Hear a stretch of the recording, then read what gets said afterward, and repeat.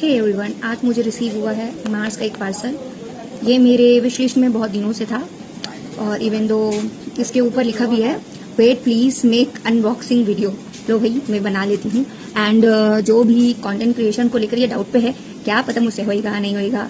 Seriously बोलूँ, मुझे इसके साथ शुगर भी रिसीव हुआ है, मैं उसका भी वीडियो लाऊंगी। और जो भी ये सोच रहे हैं ना कि मुझसे नहीं होगा, ये मेरे बस का नहीं है, एक बार ट्राई करो।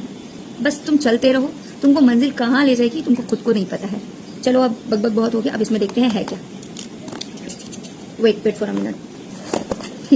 मैं तो पहले ही देख चुकी हूँ, बस आप लोग को दिखाना।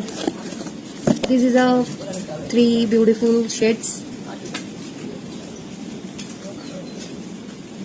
This is shade number 15, 18 and 13।